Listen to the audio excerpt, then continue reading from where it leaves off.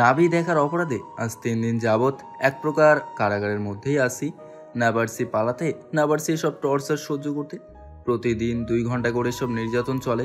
কোন দুঃখে যে ওই দিন ছাদে গেলাম, কেন যে গেলাম আল্লাহই ভালো জানে। ওই দিন যদি না যেতাম আজ এসব সহ্য করতে হতো না। কলেজ শেষ করে 10 মিনিটের মধ্যেই বাসায় চলে আসতে হয়, আর ঠিক 5-10 মিনিট পরে শুরু হয় আমার উপর অত্যাচার। কাঁধ থেকে ব্যাগটা নামিয়ে ধীরে ধীরে ওয়াশরুমের দিকে গেলাম। গরমও অনেক পড়ছে, শার্টটা ভিজে গেছে। শার্টটা খুলতে যাব, অমনি মনে পড়লো দারোগার তো বারণ, কিছুই খোলা যাবে না। মনে সাহস রেখে ওটা খুলে ফেললাম। এমন দুর্গন্ধযুক্ত শার্ট ওনার সামনে কেমনে যাব? যা যা হবে পরে হবে। হাত মুখ ধুয়ে একটু করে বসলাম। মোবাইলটা চেক করলাম কটা বাজে। ওমা, টাইম দেখে তো আকাশ থেকে পড়লাম। এক প্রকার দৌড়ে গিয়ে দরজায় কলিং বেল দিলাম। দরজা খুলতেই ওই প্রান্তের ব্যক্তিটির হাতে বড় একটা লাঠি। আল্লাহ জানে, এটা দিয়ে পিঠাইলে তো সত্যি মরে যাব আমি। হা করে লাঠির দিকে তাকিয়ে আছি, না জানি কখন ঠাস করে এসে পড়ে। ভয়ে শরীর ধুকপুক করতেছে। আঙ্কেল আন্টি থাকলে হয়তো বেঁচে যাব। আল্লাহ রহম করো একটু। তিথি আঙ্কেল আন্টি আছে নাকি ঘরে? ভয়ে ভয়ে বলছি, না জানি দারোগার লাঠি কখন আবার এয়ারপোর্টে পড়ে। না। কি নাই মানে? কোথায় গেছে? অফিস থেকে আসেনি এখনো। আমি আজকে খুব অসুস্থ, গরমে ডায়রিয়া হয়ে গেছে। আজকের জন্য একটু ছুটি দাও। মেয়েদের সাথে বাসে করে আসার সময় তো কই ঠিকঠাক ছিলি, আমার কাছে এসেই তো যত সমস্যা। না মানে ওরা তো আমার ফ্রেন্ড, বসলে এতে সমস্যা কি? এত যখন বুঝিস, নাবি দেখার সময় সময় এসব কথা মনে ছিল না? ও ও আসলে ওই দিন ও করতে করতে দিল না একটা মস্ত বড় অফার। উফ, কি ব্যথা করছে। কি আবার দেখবি নাকি? সি সি, কি বলো এসব? তাহলে ওই দিন দেখেছিলি কেন? কি করব, এত সুন্দর নাভি দেখলে কে চোখ সরাতে পারবে? কি বললি? না মানে দুঃখিত, এবারের মতো মাফ করে দাও না। আমি বাড়িটা ছেড়ে দেবো, আপনি শান্তিতে থাকেন। তাহলে আমার নাবি দেখছিস, ওইটা কি হবে? কি হবে? বাবাকে বললে কি হবে জানিস? সুযোগ জেলে ফিরে দিবে, আর 1 দিন 2 দিন না, আজীবনের জন্য ভরে দিব। এত পাওয়ার দেখানোর একটাই মানে, তার বাপ পুলিশ কমিশনার, চাইলেই করতে পারে। আর আমাকে ছাড়িয়ে আনার মতো কেউ নাই। আমার মতো এতিম একটা ছেলের উপর এভাবে মানসিক শারীরিক টর্চার করছেন, এগুলো কি ভালো? আজ পর্যন্ত কোনো ছেলে আমার হাত পর্যন্ত দেখেনি, সেই জায়গায় তুই ডিরেক্ট আমার সবকিছু দেখে ফেলছিস। তোকে ছেড়ে দেবো কেমনে? সবকিছু কই, নাভিটাই না দেখছি। তো এখন সবকিছু দেখার শখ জাগছে না? দাঁড়া কুত্তা, তোরে আজ আমি দেখাচ্ছি এই তিতলি কি জিনিস। তিতলি আমার দিকে তেড়ে আসতেছে। এমন সময় কলিং বেল বেজে উঠলো, মনে হয় আন্টি আসছে। আমার আসার সময় পেল না, ধুর। রাগে গজ গজ করতে করতে দরজা খুলতে গেল। এতক্ষণ যে আমাকে এত শাসন করছিল তার নাম তিতলি। মাঝে মধ্যেই আমি তিথি বলেও ডাকি। বাবা পুলিশ কমিশনার, মা ডাক্তার, আর মেয়ে আমার শিক্ষিকা, অনার্স ফার্স্ট ইয়ারে পড়ে। আর আমি হলাম আপনাদের সেই চিরচেনা আয়ান আহমেদ। পড়াশোনার ফাঁকে ফ্রিল্যান্সিং করি, ব্যাস এতটুকুই। সামনে গল্পের সাথে থাকলে হয়তো আরও কিছু জানতে পারবেন। রাগে গজ গজ করতে করতে মাকে নিয়ে আসতেছে, আমার দিকে চোখ লাল করে তাকিয়ে আছে। আয়ন বাবা কেমন আছো? আলহামদুলিল্লাহ, আসসালামু আলাইকুম। ভালো, আপনি কেমন আছেন? ওয়ালাইকুম আসসালাম, আমিও ভালো আছি। তিতলি পড়েছে নাকি ঠিক মতো? অনেক ভালো করে। আসলে কি যে পড়তেছে, না পারে বলতে না সইতে। কি বলো, মুখের ভিতর করে? খাইছো নাকি দুপুরে? না। আচ্ছা বসো, আমি রহিমাকে বলে দিচ্ছি। তিতলি এদিক ওদিক না ঘুরে পড়তে বস। আন্টি চলে যেতে আবার শুরু হলো ম্যাডামের লাফালাফি। এই তুই মুখের ভিতর বিড়বিড় করে কি বলতেছিলি? হ্যাঁ, হাতে পায়ে চলে ম্যাডামের অত্যাচার। ওনার পা দুটো দিয়ে আবার পা চেপে ধরছে। ও স্যারও ব্যথা পাচ্ছি তো। পাওয়ার জন্য তো ধরছি। কি বলতেছি বল?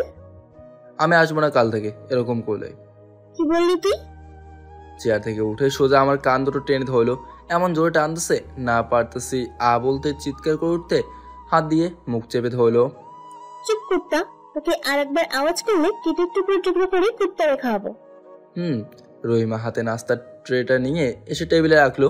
ও তেমন কোনো রিয়াক্ট করলো না, কারণ আজ 3 দিন ধরে দেখতেছে এসব। ও একটু ধরাতেই ম্যাডাম গর্জে উঠলো, যা এখান থেকে। কি দেখছিস? হ্যাঁ, জি আপা। ওনাকে এরকম ভাবে তাড়িয়ে দিলে কেন? কি মনে করবে উনি? ও মা, দরদ হচ্ছে না ওনার উপর? ওই আন্টি আসতেছে, এটা বলতেই তড়িঘড়ি করে কান ছেড়ে নিজের চেয়ারে গিয়ে বসলো। ওরা আমার আচমকা ভয় পাওয়া দেখে আমি হাসার চলে আসলো। আমার হাসি যেন থামছেই না। ওরা এমন ভয় পাওয়া দেখে একটু বেশি মজা পেলাম। ম্যাডাম তো রাগে ফোঁস করছে। এরপর যেটা করলো আমার ধারণার বাইরে। আমার হাসি দেখে তিতলির আগে ফোঁস করছে। হঠাৎ প্লেট থেকে দুধের গ্লাসটা নিয়ে আচমকা মাথার উপর ঢেলে দিল। কি করছো এটা? চেয়ার থেকে উঠে তাড়াতাড়ি, ততক্ষণে আমার মেশিন পর্যন্ত পৌঁছে গেছি। গরম দুধ হওয়ার কারণে মনে হয় সব কিছুই ঝলসে গেছে। এক মুহূর্ত দেরি না করে ওয়াশরুমে গেলাম। এরপর কি আর করার, সব তো ভিজেই গেছে। রুমে গিয়ে চেঞ্জ করতে হবে, তাছাড়া কোনো উপায়ও নাই। আমি ওয়াশরুম থেকে বের হতে সামনে দেখে তিতলি হাতে রুমাল নিয়ে দাঁড়িয়ে আছে। নেন এটা। লাগবে না, আমার রুমে যেতে হবে। যেটা বলছি ওটা করেন, এটা দিয়ে মুছে ফেলেন। কেমনে মুছবো? নিচে পর্যন্ত চলে গেছে।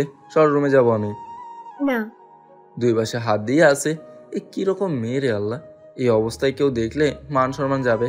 হাত সরাও, আজকে অনেক হয়েছে, আর না, আমাকে যেতে দাও। 2 ঘন্টা এখনো হয়নি, আর আমাকে এখনো পড়ার নেই, পড়তে হবে। আসেন। দেখো, আমার কিন্তু রাগ উঠতেছে। কি করবি তুই? হ্যাঁ, তোকে আমি ডরাই নাকি? আব্বু বললে উল্টো কথা।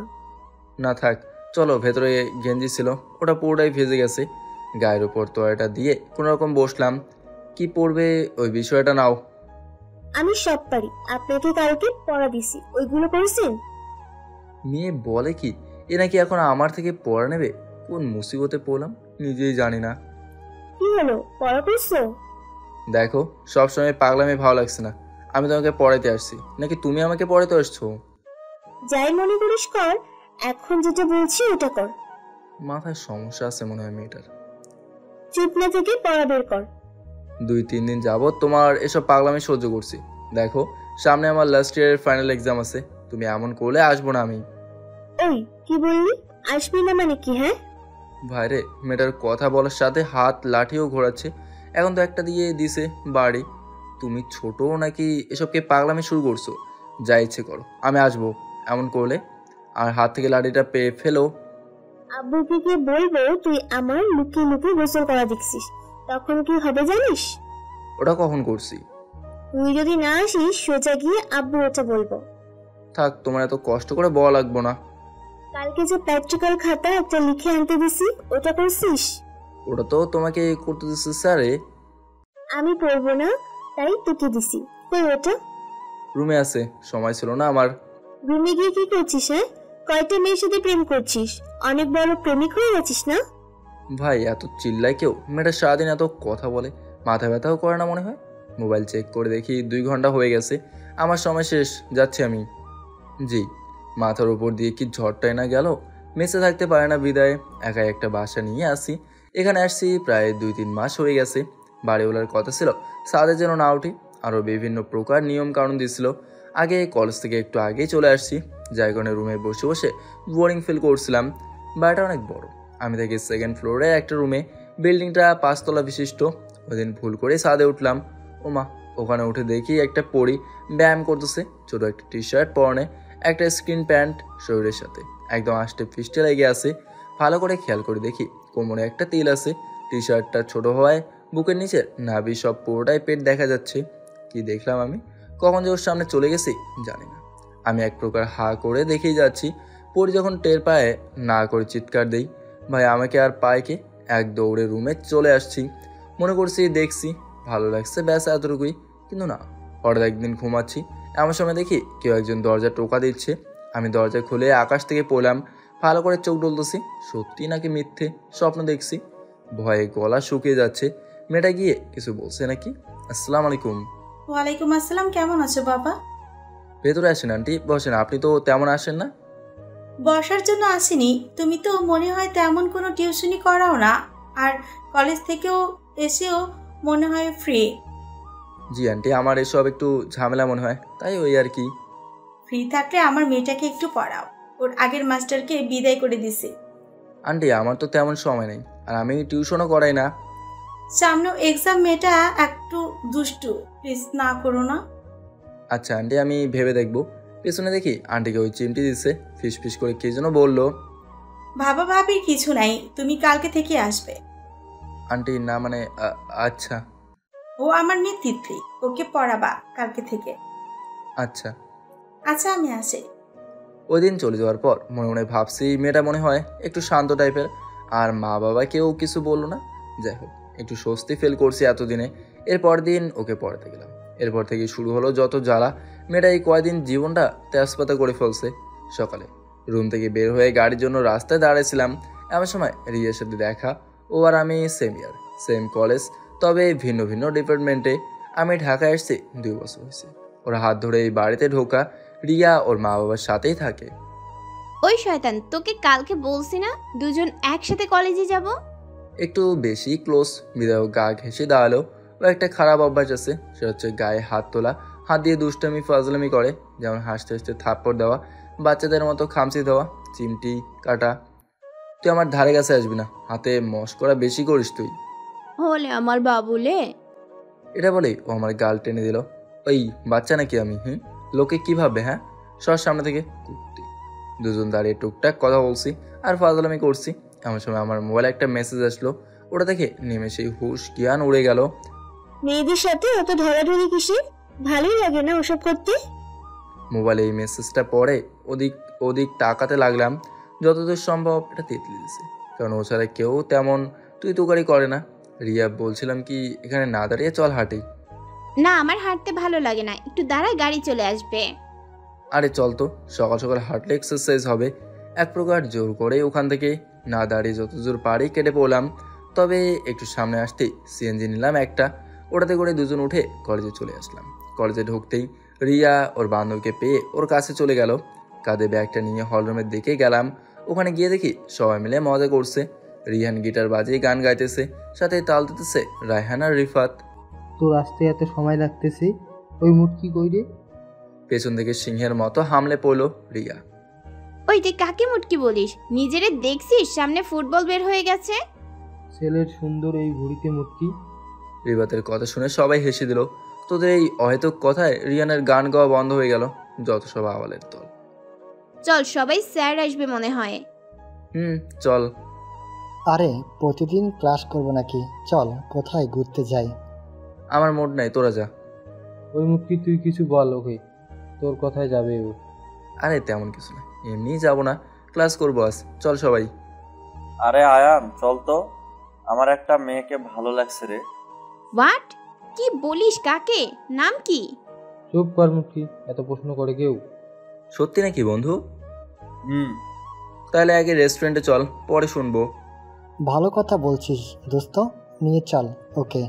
দূর হালা, ফকিরের দল, এই জন্য কিছু বলতে চাই না। আমরা পকেটলা এত টাকা কই নিবি? বাপ ছেলে মিলে আমাদের খাওয়ায় একটু নয় দোয়া নেয়। তুইও আবার আমার জন্য দোয়া করবি? আমার থেকে তোর বেশি টাকা, তুই কি করবি এত টাকা নিয়ে? আমরা তো বেকার শালা, তুই তো বেকার না। চল ওর থেকেই খাবো আজকে। কোথায় ডিল মারলাম, কোথায় সে পড়লো। দুজন দুদিকে ধরলো। আরে কি করতেছিস তোরা? আরে ভাই আমি ফকির, দিনে আনি দিনেই খুচরা টাকাও পকেটে নেই, পকেট সহ সেরা। এই রিহান না, ও মিথ্যা বলছে। আমি দেখেছি আসার সময় মানি ব্যাগ ফুল টাকা। শালে মুটকি, তুই বেষ্টু নামে কলঙ্ক, তোর জীবনেও বিয়ে হবে না। আরে স্যার তোরা খাওয়াবো, চল। খাদকের দল। সব খাদকেরা মিলে বড় একটা রেস্টুরেন্টে ঢুকলো। আমি আগেও ঢুকেছি ওটাতে। কম খেলেও একজনের ভাগে 500 থেকে 1000 টাকা বিল উঠবে। আর এরা তো সব খাদক, হুড়মুড় করেই সব দোকানে ঢুকে পড়লো। ভাই এদিকে আসবেন একটু। ওয়েটারকে ডাক দিল। ও আসার পরে দাঁড়াও আমি অর্ডার করি। তোরা সব চুপ কর, আমি বলছি। রিয়া ও বান্ধবী আমার, তুই কিছু অর্ডার করিস না রে, ওদেরকে অর্ডার করতে। বেশি কিছু না ভাই, এই সবগুলো নিয়ে আসো। ভালো হয়েছে সবাই আসছিস। খাবার আসতে তো সময় লাগবে। রিহান বল মেয়েটাকে। বলবো, আগে খাবার আসুক। আপু, আপনারা ফ্রেন্ড সার্কেলে কোনো সিঙ্গেল মেয়ে থাকলে আমাকে বললেন। তোর মতো এই ভুড়িওয়ালার সাথে কে প্রেম করবে? করবেই, তোর থেকে সুন্দরী মেয়ের সাথে করবে। দেখবো। এই ভুড়িটা কমা আগে, না হলে পরে পস্তাইতে হবে। পস্তাবো কিসের জন্য? আছে কুত্তা, যখন সমস্যা হবে বুঝবি। ভাবি তখন লাথি মেরে খাট থেকে ফেলে দিবে। রিয়া তুই একটু বেশি দুষ্টু হয়ে গেছিস। তুই কম কোন দিকে? আমি তোদের থেকে ভালো। আমি কিছু বলবো নাকি? সবাই বলতেছে, আপনি কেন চুপ মেরে থাকবেন? ওরা তো জন্মের পর মুরগির পুটকি খাইছে, এজন্য বেশি বলে। সবার আড্ডার মধ্যেই খাবার এসে গেছে। এরপর কথাবার্তা বাদ দিয়ে খাওয়ায় মনোযোগ দিলাম। একটা জিনিস লক্ষ্য করতেছি, রিয়ার বান্ধবী দেখি একটু পর পর রায়হানের দিকে তাকাচ্ছে। ব্যাপার কি? এই শয়তান দুটো আমাদের থেকে লুকে লুকে প্রেম করছে না তো? সবার খাওয়া শেষ করে রিহান, রায়হান, রিফাত ওরা তিনজন আগেই বের হয়ে গেছে। পেছনে রিহা আর রুহি। আমি বিল দিতেছি। আমার বিল দেওয়া শেষ হলে বের হব, এমন সময় দেখি কিছু ছেলে একসাথে ঢুকতেছে। ছেলেগুলো চেনা পরিচিত, কয়েকটা জুনিয়র, একটা মনে হয় এমপির ছেলে। আমি বিল দিয়ে বোনের কাছে চলে গেলাম। কিছু সময় পর রিয়া আর রুহিও চলে আসলো। এতক্ষণ লাগে নাকি আসতে? লাগে আমার, তোর কি? কিছু না মা, চল এখন ক্লাসে। না, ক্লাস করব না, আর চল পুকুর পাড়ে। তোরা যা, আমার কাজ আছে। কি কাজ? আমি যাব তোর সাথে। না, আমি একলা যাব। ডেটিং করবি নাকি গার্লফ্রেন্ডের সাথে? আমি তোর মতো নাকি? আমার এসব নাই, আমি এসব পছন্দ করি না, তুই জানোস না। আচ্ছা যা, পরে দেখা হবে তাহলে। যাই রে বন্ধু, কাল দেখা হবে। আমাদের থেকে সারা পেয়ে ব্যাংকে গেলাম, কিছু টাকা তুললাম। অ্যামাউন্ট চেক দেখি আরও অনেক আছে। টাকাগুলো তুলে রুমে চলে গেলাম। ফ্রেশ হয়ে এসে হালকা কিছু খেয়ে ল্যাপটপটা নিয়ে কিছুক্ষণ কাজ করে ঘুমিয়ে দিলাম। দরজা ধাক্কা আওয়াজে তড়িঘড়ি করে উঠলাম। দরজা খুলে চোখ কসলাতে কসলাতে দেখি সামনে জম, না মানে তিতলি। তুমি এত রাতে এখানে কি করছো? এখন রাত নাকি? তা নয় তো কি। ঘড়ি দেখেন কয়টা বাজে। আরে যাও তো, ডিস্টার্ব করো না, ঘুম পাচ্ছে খুব। কি, তোর ঘুম পাচ্ছে? দাঁড়া, তোর ঘুম আমি বের করছি। আমাকে ধাক্কা দিয়ে রুমে ঢুকে ওয়াশরুমে গিয়ে মগ ভরে পানি এনে আমার মুখে ছিটকে মারলো। এবার ঘুমের 12টা বেজে 13টা হয়ে গেল। রুমাল দিয়ে মুখ পরিষ্কার করে নিলাম। ঘুম শেষ হয়েছে নাকি আছে আরো? তুমি যাও, আমি আসছি। 2 মিনিটের মধ্যে আসবি। কি এক মহা বিপদে পড়লাম। এই মেয়ে এত তেরা কেন? সব সময় আমার সাথে গজ গজ করে কথা বলে। এর একটু টাইট শিক্ষা দেওয়া উচিত মনে হয়, না হলে মাথায় উঠে যাবে। কাপড় চোপড় ঠিক করে তিতলিদের বাসে যাব, এমন সময় মাঝপথে আরেক বিপদ। তুই আমাকে রেখে চলে আসলি কেন? ভুলে গেছি রে। কুত্তা, তুই সব সময় এরকম করিস। তুই জানিস না আমার একা আসতে ভালো লাগে না? সরি রে। যা তো, লাগবে না কাউকে। সরি তো জানো, এদের কান ধরছি। কয়েকবার উঠবস করতে হবে বল? করতেছি, দ্বিতীয়বার আর ভুল হবে না। উঠবস কর, না হলে হবে না। কয়বার? আপাতত 5টা দে। গুন তুই। 1 2 3 4। ওপরে খেয়াল করে দেখি তিতলি এসব দেখতেছে আর আগে ফুসতেছে। না জানি আজকে গেলে কি হয়। আমার তো 14টা বাজিয়েই দেবে। আচ্ছা দোস্ত, তুই থাক, গেলাম আমি। কই যাচ্ছিস? পরে বলবো। টেবিলে দেখি ইয়া বড় লম্বা বেদ নিয়ে বসে আছে। আমি রুমে ঢুকতেই ও দরজা লক করে দিল। ওই দরজা আটকাইছো কেন? ওই মেয়ে কে হয়তো, তুই ওর সামনে এত ঢং করছিস কেন? ও আমার বন্ধু হয়, আর ও একটু রাগ করছিল, তাই ওসব করা। ও রাগ করলে করুক, তাতে তোর কি? হ্যাঁ, আচ্ছা সরি বাবা, রাগ করো না। দাঁড়িয়ে না থেকে বসো। আমি বসবো, তুই এক পায়ে দাঁড়িয়ে থাক। পারবো না। দাঁড়া, আমি আব্বুকে এখনই বলছি। বলো, আমিও দেখি কি বলো তুমি। আমি দাঁড়িয়ে না থেকে ওর পাশে গিয়ে বসলাম। ওয়াও, ওর গায়ে থেকে এমন নেশাক্ত গন্ধ আসছে, আমাকে পাগল করে দিচ্ছে। বলতেছি কিন্তু।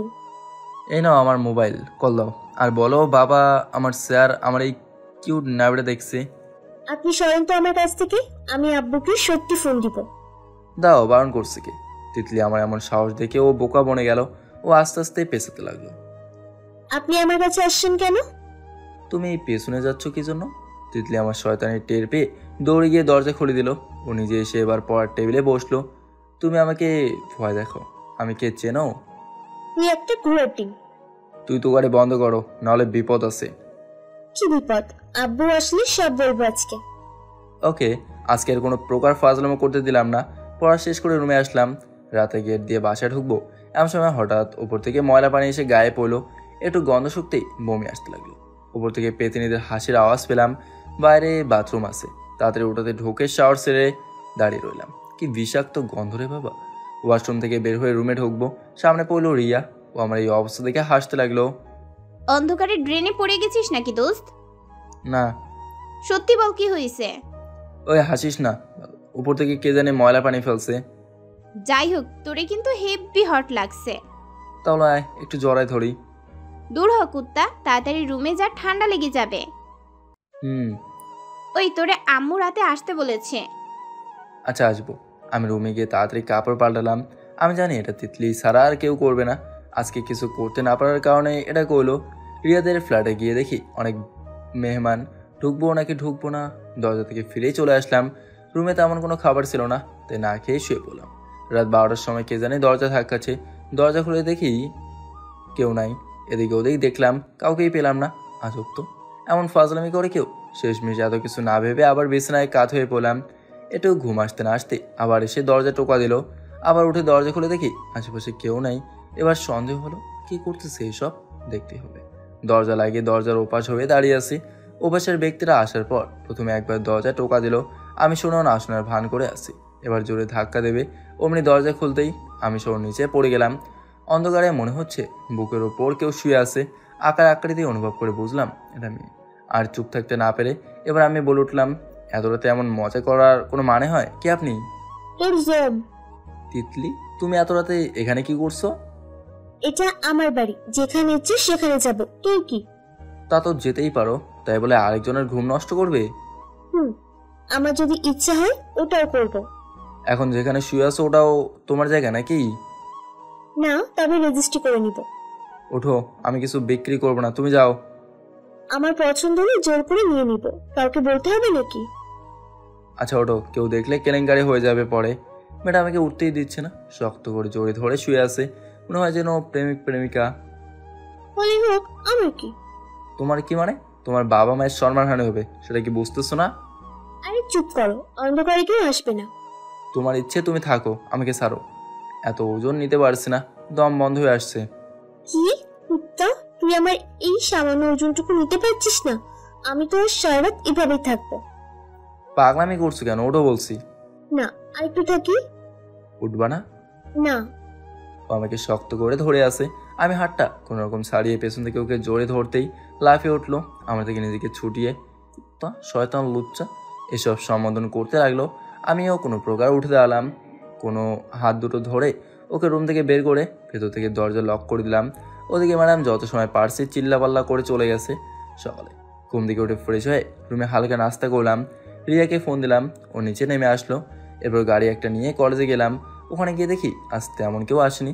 ব্যাপার কি, হয়ে গেছে ওরা? সবগুলো ক্লাস করে ক্লাস থেকে বের হলাম। হাতে মোবাইলটা নিয়ে রিয়ানকে কল দিতে যাব, এমন সময় সামনে দেখলাম একটা মেয়ে ফুল নিয়ে হাত বাড়িয়ে দিয়েছে।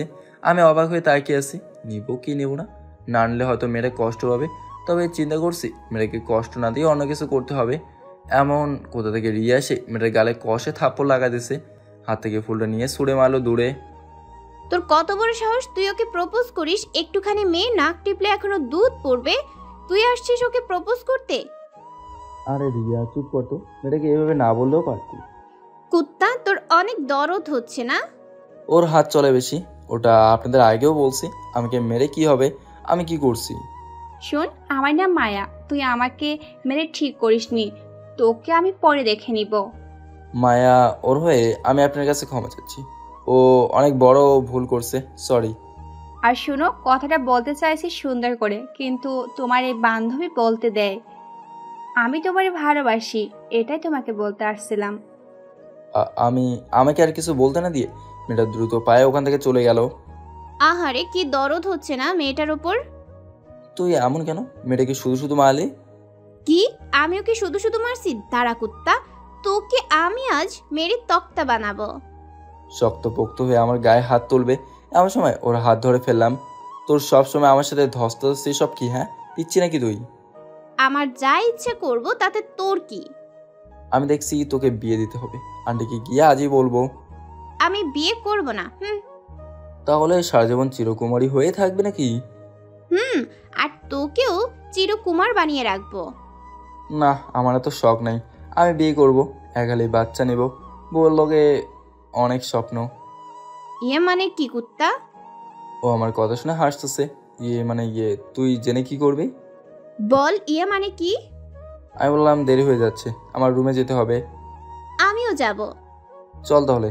আমি পেছন থেকে সামনে ঘুরতেই রিয়া একটা ছেলের সাথে ধাক্কা খেয়ে নিচে পড়ে গেল। সাথে সাথেই, এই চোখে দেখোস না? চোখ কপালে নিয়ে হাঁটোস নাকি? আপনি ধাক্কা দিয়েছেন আমাদের দোস্ত, দেখ ওনার মতো মেয়েকে নাকি আমরা ধাক্কা দিব। রিয়াকে নিয়ে মজা করতেছে, আমি চুপ থাকতে পারলাম না। ভাই আপনারা ধাক্কা না দিলেও জুনিয়র যেহেতু সিনিয়রের কাছে মাপ চাওয়া যায়, এখন ভালো ছেলের মতো মাপ চাও সবাই। কে জুনিয়র কে সিনিয়র এত দেখার টাইম নেই, আমাদের তারা আছে, যাচ্ছি আমরা। আর আমাদের রুচি এতটাও খারাপ হয়নি আপনাকে ধাক্কা দিব। ছেলেটার মুখে এটা শোনা মাত্র গিয়ে ওর কলার ধরলাম। কি বললি তুই? আরেকবার বল। বললে কি করবি তুই? এই, ও মনে হয় আমাকে চিনে না। তুই আমাকে চিনিস? তুই কার ছেলে, কার ভাই, কি করিস আমার জানার দরকার নেই। ওকে সরি বল। বলবো না, কি করবি? তার বাচ্চা সরি বল। ছেড়ে দে আয়ান, ওকে বাড়ি চলে যাব। এই, তোরা দেখছিস কি? ওর ছেলে পেলে যা ছিল সবাই আমাকে ধরে ফেললো। ছেলেটা নিচ থেকে উঠে, শোন, আমার নাম নীরব, আর আমার ভাই জানিস এই কে? না থাক, তোর মতো হয়তো ছোট লোক ভাইয়ের নাম শুনলে প্যান ভিজিয়ে ফেলবি। এই ছাড় ওরে, চল। ভাই বলছে কলেজে কোনো রকম ঝগড়া না করতে। বেবি, তোমাকে আমার পছন্দ হয়েছে। শেষের কথাটা রিয়াকে বলে চলে গেল। ওর এসব কথা শুনে আমার শরীর আগে থরথর করে কাঁপছে। কিছু একটা করতে হবে। রাগ কন্ট্রোল করতে না পেরে দেওয়ালে খুশি মারলাম। মাথায় এমন রক্ত উড়ে গেছে। কলেজের বাইরে হলে শালার ওখানে পুঁতে ফেলতাম। আশেপাশে দেখি সবাই হা করে তামাশা দেখছে। আর এক মুহূর্ত না দাঁড়িয়ে চলে আসলাম ওখান থেকে। বাইরে এসে ক্যান্টিনের সামনে বসছি। মাথা কোনোভাবেই ঠান্ডা হচ্ছে না। কেউ আমাকে কিছু বললে যতটা না রাগ হয়, রিয়াকে কিছু বললে তার দ্বিগুণ হয়। কেন যে ওকে এত আপন মনে হয় নিজেও জানি না। হঠাৎ হাত একটু জ্বলে উঠলো। তাকে দেখি হাতের উপরের অংশ কিছুটা থেতলে গেছে, জ্বলছে খুব। হাত দিয়ে রক্তও বের হচ্ছে অল্প অল্প। ওখানে গেলে বসে রইলাম। জ্বলছে চলো, এমনিতেই মাথাটা গরম হয়ে আছে। ওটার দিক থেকে এই জ্বলা কিছু না। রিয়া তড়িঘড়ি করে এসে, কাউকে কিছু করতে না পারলে নিজের ক্ষতি করে বসে থাকিস, এমন পাগলামি কেউ করে? হাতটা ধরে প্রথমে পানি দিয়ে পরিষ্কার করছে, এরপর ওড়না দিয়ে ওটা হাতে পেঁচে দিল। এমনি। আমি এমনি কুত্তা একটা? কি করতে আসলে এখানে? চোখের সামনে থেকে যা এখন, ভালো লাগছে না। ভালো লাগার ঔষধ কি আমি জানি তো। এটা বলতে দেরি কোমরে হাত দিতে লাভ মেরে উঠলাম। তোরে বলছেন আমার গায়ে হাত না দিতে? ছেলে মানুষের এত সুরসুরি থাকলে চলে? তুই আমার সামনে আসবি না, তোর জন্য সবসময় ঝামেলা পড়তে হয়। আমি গেলাম, থাক তুই। কই যাবি? যা কুত্তা। আমাকে সাথে না নিলে আম্মুকে বলে বকা খাওয়াবো। আম্মু কি বলছে মনে নাই? রিয়ার উচ্চতা বেশি না হলেও মোটামুটি সাইজের আছে। দেখতে ধবধবে ফর্সা, চোখগুলো একটু ঘোলাটে, দেখতে একটা গ্লুমুলু টাইপের। সব মিলিয়ে ও দেখতেও খারাপ না। ওকে দেখলে যে কেউ ওর প্রতি কিছুটা দুর্বল হয়ে পড়বে। কলেজ একটু দূরে হওয়ায় আসতে যেতে নানা সমস্যার সম্মুখীন হতে হয় ওকে। আজকালকার সময় পাল্টে গেছে, না আছে আইন, না আছে কানুন। কজন ভাই সব মানে? আমাদের দেশের আইন শুধু গরিব লোকদের জন্য। তবে রিয়ার বাবাও কোনো অংশে কম না। প্রায় সময় ওনাকে দেশের বাইরে থাকতে হয়। উনি থাকলে মেয়েকে উনি গিয়ে নিয়ে আসেন, আর না থাকলে ওর রুহির সাথেই আসে। এমনি একদিন আমি কলেজ থেকে ওর আগেই চলে আসছি। এসে গোসল দিয়ে হালকা নাস্তা করে কিছু কাজ পড়েছিল, ওগুলোই করতেছিলাম। আমার সময় আন্টি এসে দরজায় কড়া নাড়ায়। আয়ন বাবা, কই তুমি? আসছি আন্টি। তাদের ল্যাপটপটা ফেলে দৌড়ে গিয়ে দরজা খুলে দিলাম। আন্টিকে দেখি কাঁদো কাঁদো অবস্থায় আছে। বাবা, আমার মেয়েটা ঘরে আসেনি, তুমিও তো চলে আসছো। ও কোথায়? ও কোথায় মানে? ফ্রেন্ডের সাথে আসবে হয়তো, আপনি টেনশন করেন না। না, ওর বান্ধবী রুহিও যায়নি আজ। প্লিজ একটু দেখো না, তোমার আঙ্কেলও নাই। আর আন্টি কি করছেন? ওর কিছু হবে না আমি থাকতে। আর আপনি রুমে যান, আজকে বিরিয়ানি খাবো। রান্না করেন দ্রুত, আমি এখনই আনতেছি ওকে। তাই যেন হয়। আমি আর কথা না বাড়িয়ে দ্রুত রুম থেকে বের হয়ে গেলাম। বের হতে দেখি সামনে গাড়ি, ওটা নিয়ে দ্রুত কলেজে গেলাম। কলেজে তেমন কেউ নাই, একটু একটু সন্ধ্যাও নেমে আসছে। মনে মনে কিছুটা ভয় হতে লাগলো, কিছু হয়নি তোর? কলেজের আশেপাশে সব জায়গায় ঘুরে দেখছি, কোথাও নাই, শুনশান পরিবেশ। পকেট থেকে মোবাইলটা বের করে ওকে ফোন দিচ্ছি বারবার, কল যাচ্ছে, রিসিভ করছে না। সন্ধ্যা নেমে আসছে, রুমের ভেতর ঘুটঘুট অন্ধকার। ওর কিছু হয়ে যায়নি তো? ভাবতে ভাবতে চোখে পানি চলে আসলো। আমি এখানে আসা থেকে ও আমার সবচেয়ে আপন ছিল। ওর কিছু হলে আমি বেঁচে থেকেও মরে যাব। বুকটা ভয়ে ধুকপুক করছে। রিয়া! সেকেন্ড ফ্লোরে গিয়ে আবার চিৎকার দিলাম। ওর কোনো সারা শব্দ নেই। তৃতীয় তলায় গিয়ে ডাক দিলাম, ওখানেও কোনো আওয়াজ পাচ্ছি না ওর। ওখানে থেকে নিচে নেমে লাইব্রেরিতে দৌড় দিলাম। এদিক ওদিক খুঁজতে খুঁজতে বের হয়ে যাব, এমন সময় মনে হলো দরজার আড়ালে কেউ আসে। আস্তে আস্তে সামনের দিকে এগোতে লাগলাম, মোবাইলের লাইটটা ওদিকে ধরে। যখন দরজা খোলাম, ও না বলে চিৎকার করলো। ও চোখ বন্ধ করে আমাকে ছেড়ে দেন এটা বলছে, কান্না করছে। রিয়া, আমি আয়ান, দেখো আমি এসে গেছি, তাকা আমার দিকে। ও আমার আওয়াজ শুনতে পেয়ে বুকে জাপটে পড়লো, এমনভাবে জোর ধরছে মনে হয় ও অনেক ভয় পেয়ে আছে। আমি কথা বাড়লাম না, হয়তো সব ভেবেই আবার কান্না বাড়ি দেবে। ও ফুপিয়ে ফুপিয়ে কান্না করছে। আমি আর দেরি না করে ওকে করে তুললাম। মেয়েটা কান্না করতে করতে বুক ভাসিয়ে দিচ্ছে। ওখানে না থেকে কলেজ থেকে বের হলাম। বের হয়ে গাড়ি নিয়ে বাড়িতে চলে এলাম। ওদের রুমের সামনে গিয়ে, রিয়া তোর বাড়ির সামনে চলে এসেছি, এবার চোখ খুল। না। আরও জোরে কান্না করতে শুরু করে দিল। আন্টি এভাবে দেখলে কিছু মনে করবে স্যার এবার। বললাম তো ছাড়বো না। ও চিৎকার করে উঠতেই চুপ মেরে গেলাম। এর মধ্যে দেখে আন্টি দরজা খুলছে। আমার মেয়ের কি হয়েছে বাবা? ও ঠিক আছে তো? কিছু হয়নি, ও এমনিই ঘাবড়ে গেছে, ওকে রুমে নিয়ে যান। আয় মা, রুমে আস। আন্টি ছাড়তে চাইলেও পারে নাই। মেয়েটা এমনভাবে ধরছে আমার নিঃশ্বাস বন্ধ হওয়ার উপক্রম হয়ে গেছে। বাদ দেন, আমি রুমে নিয়ে যাচ্ছি। আন্টি আপনাকে যেটা বলছি করছেন ওটা? না। সমস্যা নেই, এখনো অনেক সময় পড়ে আছে। এখন তো আপনার কলিজা আপনার কাছেই আছে, এবার তো পারবেন নাকি? পাগল ছেলে, দেখবো আজ কত খেতে পারো। আন্টি মেয়ে সলি সালামাত পেয়ে ওনার খুশি যেন থামছেই না। উনি তাড়াহুড়ো করে গেলেন রান্না করতে। এই বেডি, এত ন্যাকামো করিস কেন? এত কান্না করতে হয়? বাপরে, শরীরের সমস্ত শক্তি যেন আমার উপর প্রয়োগ করছে। আচ্ছা সরি। ওকে আবার করে তুলে নিলাম। ও রুমে গিয়ে ওকে নিচে রাখতে যাব, অমনি আমি সব পড়ে গেলাম। সারার কোনো নামগন্ধ নাই, আটার মতো লেগে আছে, কোনোভাবেই যেন ছুটছে না। আমি জোর করে সারি নিতেই অন্যদিকে মুখ করে নিল। মনে হয় কষ্ট পেয়েছে। আমি শোয়া থেকে উঠে ওর পাশে বসলাম। এরপর অনেক কষ্টে মাথাটা খুলে নিলাম। রাগ করে আসছিস নাকি আমার উপর? রিয়া চুপচাপ কান্না করে যাচ্ছে। তুই জানিস না তোর কান্না আমার সহ্য হয় না? জেনে শুনে আমাকে কষ্ট দিতে চাস নাকি? রিয়া এখনো চুপ। তোর কান্না দেখলে আমি ঠিক থাকতে পারি না। আমি কান্না শুরু করলে তুই কিন্তু থামাতে পারবি না। রিয়া এবার অন্য পন্থার চেষ্টা করলাম। ওর কোমরে হাত দিয়ে শুশুর দিলাম। নিস্তেজ হয়ে এখনও কান্না করছে। আমি মুখটা নিচু করে ওর কপালের ঠোঁটটা শুয়ে দিলাম। আমি এখানে আসার পর থেকে তুই আমাকে সাহস জুগিয়েছিস, এখন নিজে ভীতু হয়ে গেছিস। আমার বেস্টু তো ভীতু না, তুমি বেস্টু না মনে? ভূতে টুতে নিয়ে গেছে নাকি? ও ভালো কথা মনে পড়ছে, মুখটা দেখি তো। অমি ম্যাডাম উঠে উড়া ধুরা মারতে শুরু করলো। আমার উপর বসে এবার বলতে শুরু করলো, তুই জানিস আমার সাথে কি হতে যাচ্ছিল? কি হবে? কারোর সাহস আছে নাকি আমার জানের গায়ে হাত দেবে? এতক্ষণ হয়তো পৃথিবীতেই থাকতাম না। পচা কথা বলছো কেন? তুই না থাকলে আমিও মরে যাব। কি হয়েছে বল? আমি আর ভাবতে পারছি না, এগুলো ভেবে ভয় লাগছে। আমি থাকতে কিসের ভয়? সর, আমি চলে যাব। তুই একা একা বসে বসে ভাব। কুত্তা, তুই না গেলে আমি হয়তো এতক্ষণ মরেই যেতাম। কি হয়েছে ওটা বলবি না? হাত ছড়া সামনে থেকে। আমি আজ সারা রাত তোর বুকেই ঘুমাবো, ভয় করছে অনেক। নিজে থেকে জোর করে হাত সরিয়ে অমনি আবার শক্ত করে জড়িয়ে হলো। আন্টি কি ভাববে বলতো? আমরা স্বামী স্ত্রী হলে কোনো সমস্যা ছিল না। চুপ কুত্তা, যে যা ভাববে ইচ্ছে ভাবুক, আমার কিছু যায় আসে না। আমার যায় আসে, আমি রুমে যাব। না প্লিজ যেতে দে। আন্টি মাইন্ড করবে, উনি আমাকে নিজের ছেলের মতো ভাবে। চুপ কুত্তা, আমি তোর বোন না, হলে বউ হব যে। ওই দিক থেকে ছেলে বলছে হয়তো। তোর প্রতি আমার ওরকম ফিলিংস নেই, সরকুত্তি। আমি কিন্তু আজ আতঙ্কে আছি। কোন সময় কোন জায়গায় অ্যাটাক করি জানি না, আগে ভাগে বলেই দিচ্ছি। সরি। আমাকে শক্ত করে জড়িত হলো। কি হয়েছে ওর সাথে? ওটা আর বলেনি। আমি আর জিজ্ঞেসও করি নাই। আন্টি এসে দেখলো ওনার মেয়ে এখনও আমাকে জড়িয়ে ধরে আছে। আমি অপরাধের চোখে থাকলে উনি মুচকে হাসি দিয়ে চলে গেলেন। ওই রাতে রিয়া ঘুমালে আমি আমার রুমে চলে আসি। এরপর 2-3 দিন আর কলেজে যাওয়া হয়নি। 4 দিনের মাথায় ও কলেজ যাওয়ার আগে আন্টি আমাকে ডাকলো। কিছু বলেন নাকি আন্টি? বাবা, আমার একটা মাত্র মেয়ে রিয়া। আমি একটু অসুস্থ ছিলাম বিধায় রিয়া পরে আমরা আর কোনো বাচ্চা নিতে পারিনি। একটা ছেলে দত্তক নিতে বললো, তোমার আঙ্কেল নিতে দেননি। ও আমাদের একমাত্র মেয়ে, কতটা আদুরে তুমি তো জানো। ওর কিছু হলে আমরা বাঁচবো না। তুমি ওকে একটু দেখে রাখো বাবা। আমার মেয়েটা ওই দিনের পর থেকে বড্ড ভয়ে আছে। তুমি আমার একমাত্র ভরসা, ওকে একটু দেখে রাখো বাবা। কাঁদো কাঁদো গলায় উনি এসব বলছিল।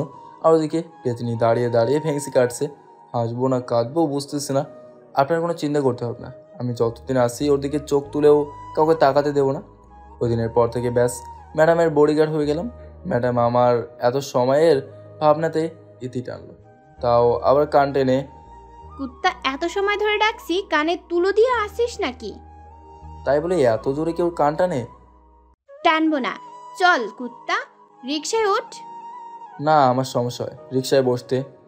তাহলে খুলে এসে বস। সি কুত্তি। লজ্জা শরম তোর না থাকলে আমার আছে, সাইরে যা। আর শোন, কাল থেকে তোর বাবাকে বলবি তোর জন্য বডিগার্ড ঠিক করতে, আমি আর পারছি না। তুই আছিস না, আর লাগবে না। কি, আমি তোর বডিগার্ড? হুম। যা, আর যাবো না তোর সাথে। আমি সিএনজি নিয়ে গাড়িতে উঠলাম, অমনি ম্যাডামও এসে ঢুকে পড়লো। ওহো, জানো, রাগ করো না। ওর ন্যাকামি আর সহ্য হয় না, চোখ বড় বড় করে তাকাতেই এবার লাইনে চলে আসলো। ওর সাথে টুকটাক গল্প করতে করতে বাসায় চলে আসলাম। রুমে ঢুকতে ঢুকতে ভাবতেছি আজ বাসায় আসতে অনেকটা দেরি হয়ে গেল। রুমের দরজা খুলতে দেখি যা চোখ কপালে উঠে গেল। টেবিলে বই, হাতে লাঠি, কোমরে ওড়না পেঁচানো। আমি রুমে ঢুকতেই ও দৌড়ে গিয়ে দরজা বন্ধ করে দিল। তুই আজকে আমাকে পড়াতে যাসনি কেন? ওই মেয়ের লোকে এত কিসের ডরাডরি? কোথায় গেছিল ওকে নিয়ে? বাপরে, ম্যাডাম দেখি খুব রেগে আছে। আচ্ছা, পরে সব বলছি। না, এখনই আমার জবাব চাই। আমি আজ একটু ক্লান্ত, মাফ করো আজকের জন্য। কিসের মা? আমার কাছে কোনো মাপটাপ নাই, আমি জানি না এত কিছু। এখনই যেতে, তোর থেকে আমার হিসাব নেওয়া এখনো হয়নি। ও নিজে থেকে এসে হাতটা ধরতেই একটু আওয়াজ করতেই, কি হয়েছে? ওখানে দেখি তো, ওটা কোনো মেয়ের কাপড়ের অংশ, তার থেকে নিচ্ছিস? তোর শুধু মেয়ে মেয়ে না? রিয়া দেওয়া মোড়ানো কাপড়টা তিতলি একটানে খুলে ফেলে দিল। ও ওই তেতলের জায়গাতে চেপে ধরলো। আরে ব্যথা পাচ্ছি, কি করতেছো, সারো। না, তুই ওই মেয়ের সাথে কেন যাবি? ওই মেয়ে কি তোর বউ নাকি নাকি? ও হাত না সেরে জোরে চেপে ধরলো। এত পরিমাণ ব্যথা লাগছিল, সহ্য করতে না পেরে চোখ দিয়ে পানি বের হয়ে গেল। আমার চোখের পানি দেখে যত সব ঢং, কাল থেকে যেন ওই মেয়ের সাথে আর না দেখি। হাতটা ঝাড়ি দিয়ে সেরে হন হন করে চলে গেল। আমি ওর যাওয়ার দিকে এক পলক তাকিয়ে আছি। দোষটাই বা কি হলো, বেটা এমন করছে আমার সাথে। আন্টি খুব ভালো, তিতলির বাবাও মোটামুটি ভালো, তবে ওনার সাথে তেমন কথা হয়নি। 2বার কি 3বার সালাম কালাম হয়েছিল, এর বেশি কিছু না। রুমে বসে এলাম, হাতটার দিকে তাকিয়ে একটু একটু জ্বলছে তিতলি ধরার কারণে। কাটা জায়গাগুলো আবার রক্তে লাল হয়ে গেল। রুমে ড্রেসিং করার মতো তেমন কিছু নাই। নিচে ফার্মেসি আছে, তাই আর বসে না থেকে ফার্মেসিতে গিয়ে ব্যথার ওষুধ দিল কিছু, সাথে ব্যান্ডেজও করে দিল। রাতে বাজে 9টা, এখন আর জিমে যাওয়া যাবে না, তাও আবার হাতটা অন্যরকম অবস্থা। রুমে তেমন কিছু নাই খাওয়ার মতো, তাই আর তিতলিদের বাসায় না গিয়ে রিয়ার আম্মুর কাছে গেলাম। উনি দরজা খুলে দিয়ে আসতে বলতেই চোখ গেল আমার হাতের দিকে। হাতে কি হয়েছে? ব্যান্ডেজ করে কেন? তেমন কিছু না, একটু চোট পেয়েছি। কিছু আছে নাকি খাওয়ার মতো? ক্ষুধা লাগছে খুব। রিয়ার জন্য পায়েস রান্না করছিলাম, দাঁড়া আমি নিয়ে আসছি। আরে বসো তো তুমি, আমি নিজে নিয়ে খাবো। দাঁড়াও, তোমার এত কষ্ট করতে হবে না। আপনি আমাকে নিজের ছেলে ভাবলে এমন বারণ করতেন না। বারণ করলাম কখন? তাহলে কোনো কথা নেই, সরেন, আমি গিয়ে পাতিল থেকে খাবো। ওকে যাও, তোমার যা ইচ্ছা করো। এই তো আমার লক্ষ্মী আন্টি। পাগল ছেলে। রান্নাঘরে গিয়ে পাতিলের ঢাকনা খুলে দেখি ভালোই ঘ্রাণ আসছে, আর ভালো হবে তাই প্লেট একটা নিয়ে একটু বেশি করে নিলাম। ওরে আল্লাহ, মুখে দিয়ে তো আমি খুশিতে নাচতেছি। কি যে একটা চমৎকার টেস্ট হয়েছে। এগুলো শেষ করে আর একটু নিলাম। এক সময় পাতিলের দিকে তাকে দেখি চাপ্পা ওটাই খালি, প্লেটে একটু পরে ছিল। ওগুলো নিয়ে রিয়ার কাছে গেলাম। মেয়ে দেখি পর টেবিলে বসে বসে ডায়েরিতে কী জন্য লিখছে। ওই পেতে নি কী লিখতেছিস দেখা আমাকে। আমার আওয়াজ পেতে ডায়েরিটা লুকিয়ে ফেললো। এত রাতে তুই প্লেটে কি এগুলো? তোর জন্য পায়েস রান্না করে নিয়ে আসছি, খেয়ে দেখ তো একটু। এদিকে দে। আমার হাত থেকে প্লেট নিল, দেখলো একটু করে আছে, কিছু একটা বলতে চাইলো, আবার চুপ হয়ে চামচটা হাতে নিয়ে যেই না মুখে দেবে অমনি আর হাতটা ধরে আমি মুখে পুরে নিলাম। বেচারি চোখ বড় করে তাকালো। সরি টরি বলার পর শান্ত হয়ে দ্বিতীয়বার মুখে দিতেই প্রথমবার মতো খেললাম। রিয়া তোর রেগে ফায়ার। কুত্তা মজা লস, আমার সাথে তোর মজা বের করছি। প্লেটে হাত দিয়ে যা কিছু ছিল আর সব নিয়ে মুখে মেখে দিল। যাই বলিস দোস্ত, পায়েসগুলো হেব্বি মজা হয়েছে, রাতে আর কিছু খাওয়া লাগবে না। তোরগুলো তুই খা কুত্তা, আম্মু রান্না করছে আজ। মনে হয় পেটে আরেকটু জায়গায় খালি আছে। চুপ হারামি, তোকে একটুও চোয়াবো না। আমি খাবো আর তুই দেখবি। আমাকে দিবি না? হুম। মানে হাসতেছি এটা ভেবে যে ও গিয়ে এখন শুধু পাতিলটাই পাবে, ভেতরে মালনাই হয়ে গেছে। এতে যে আনন্দ লাগছে আমার দেখে কে। ওয়াশরুমে গিয়ে কোনো রকমে একে হাতটা মুখটা পরিষ্কার করছি। ফ্রেশ হয়ে এসে ড্রয়িং রুমে গিয়ে ধপ করে সোফার উপর শুয়ে পড়লাম। একটু বেশি হয়ে গেছে মনে হয়। পাশে আন্টি বসে বসে সিরিয়াল দেখছে। আন্টি পায়েসগুলো যা হয়েছে না কি বলবো। রিয়া খুব পছন্দ করে, তাই মাঝে মাঝে রান্না করি, তুমিও এসো। আপনার মেয়ে যে শয়তান, আমাকে একটু দিবে বলে হয় নাকি? এর মাঝে দেখি রিয়া মুখ কালো করে আন্টির কাছে আসলো। আম্মু পায়েস কই? রান্না ঘরেই তো আছে। নাই, ওখানে পায়েসের পাতিলটা তো খালি। খালি মানে? আন্টি আমার দিকে তাকালো। সরি আন্টি, আপনি এত মজা করে বানাইছেন, একটু একটু খেতে খেতে কখন যে খালি হয়ে গেছে বুঝতেই পারে নাই। সমস্যা নেই, আমি ওকে আবার রান্না করে দিব। কি, তুই এতগুলো পায়েস একেবারে গিলে নিলি? সোজা এসে গলা চেপে হলো। আন্টি দেখছেন আপনার মেয়ে কিরকম, কথা কথা আমাকে মারে। রিয়া, ছেড়েতে ব্যথা পাচ্ছে। ওকে আমি আজকে মেরেই ফেলবো। কুত্তা প্লেটের তলায় করে একটু করে নিয়ে ওগুলো খেতে দেয়নি আমাকে। তুই না খেলে আমি কি করব? তুই আমাকে খেতে দিছিস? প্লেট তো তোর হাতে ছিল, তুই না খেলে আমি কি করব? ওই দেখ তেলা পোকা। কই? ওর থেকে সারা পেয়ে এক দৌড়ে রুমে চলে আসলাম। এসে শান্তিতে ঘুম দিলাম একটা। আম্মু, অনেক দিন তো হলো, অয়ন ভাই বাড়ি থেকে চলে গেছে, কোথায় আছে কি করতেছে একটাবার ফোন দিয়ে দেখো না। ওর মতন ছেলে আমার দরকার নেই, আমার একটাই ছেলে, আর সেটা হলো তুই। ওর কথা বাদ দে, হা কর তুই। আম্মু সাব্বিরকে সকালবেলা নাস্তা খাইয়ে দিছে। এমন সময় সাব্বির কথাটা বলে উঠলো। ও আর বলে রাখি, সাব্বির এখনো ছোট, সময় তো দ্বিতীয় শ্রেণীতে উঠছে। তোমরা কেমন মা বাবা, ভাইয়ার কথা একটুও ভাবছো না? এত পাকা পাকা কথা কই থেকে শিখলি? হ্যাঁ, তোর এত বয়স হয়নি বোঝার, এসব নিয়ে আর কথা বলিস না। ভাইয়া যাওয়ার পর থেকে আমাকে আর কেউ বাইরে ঘুরতে নেয় না, দোকানে নিয়ে গিয়ে চকলেটও কিনে দেয় না। আচ্ছা, আমি তোর মাইশা আপুকে বলবো যেন তোকে নিয়ে ঘুরতে বের হয়। না, ওনার সাথে যাব না, উনি শুধু আমাকে মারে। পড়াশোনা না করলে আদর করবে নাকি? তোমার নাস্তা তুমি খাও, খাবোই না আর। রাগে থমথম করে চলে আসলো সামনের রুমে। সাব্বির বাবা, আর একটু খা। না। একদম ওই শয়তানটার মতন হয়েছে। সাব্বির যাওয়ার পর আম্মু প্লেটে হাত নাড়তেছে আর আমার কথা ভাবছে। কি করছো? ছেলেটা অনেক দিন তো হলো আমাদের থেকে দূরে দূরে রাখছে, কত বড় হয়েছে, ঠিক মতন খাচ্ছে নাকি না কি কষ্ট পাচ্ছে, কোন মুখে আবার ওকে ঘরে তুলবো? যে ছেলে আমাদের মুখে চুনকালি মেখে চলে গেছে, না থাক, ওর মতন ছেলে আমাদের দরকার নাই। সকালে উঠে কিছুক্ষণ ওয়ার্কআউট করলাম, শরীরটাকে একটু সতেজ করলাম। রুমে এসে কলেজ যাওয়ার জন্য রেডি হচ্ছি। গায়ে গেঞ্জি যেটা ছিল ওটা খুলে ফেললাম। ঘামে ভিজে ওখান থেকে বাজে দুর্গন্ধ বের হচ্ছে। আয়নার সামনে দাঁড়িয়ে চুলগুলো এলোমেলো ছিল, নিচু হয়ে ঠিক করতে লাগলাম। হঠাৎ চোখ গেল শরীরের দিকে, পেশিতে হাত বুলে দেখতে লাগলাম। 6 প্যাক আছে, এর মাঝে হাতের মাসগুলো অনেকটা ফুলে গেছে। মনে মনে ভাবছি বডি বিল্ডিং কম্পিটিশনে পার্টিসিপেট করলে খারাপ হতো না। শরীরকে বিভিন্ন পোজ দিয়ে আয়না দেখতেছি। আগে ছিলাম কীরকম আর এখন কেমন, নিজের দিকে তাকে নিজেই ইমপ্রেস হয়ে যাচ্ছি। পেছন দিকে কারো হাসির শব্দ পেলাম। ওমা, পেছন ফিরে দেখি এই যে যবে থেকে আপনি শো করেছেন তখন থেকে। কথা বলতে বলতে রুমে ঢুকলো। এত সকাল সকাল এখানে আসার কারণ? এত কারণ জিজ্ঞেস করেন কেন? আমার বাড়ি যখন ইচ্ছে তখন আসবো। মুখে কথা বলছে আর ঘুরে ঘুরে দেখছে। এটা এখন তোমার বাড়ি না, আমি এখানে ভাড়া দিয়েই থাকি, যখন ইচ্ছে তখন আসতে পারো না। আর এমন কাজ যেন দ্বিতীয়বার না হয়। আপনার বুকে এত পশম, একটু ছুঁয়ে দেখি। এটা হাত বাড়াতেই আমি সরে গেলাম। তবে ওর কথাতে মনে পড়লো গায়ে গেঞ্জি নেই।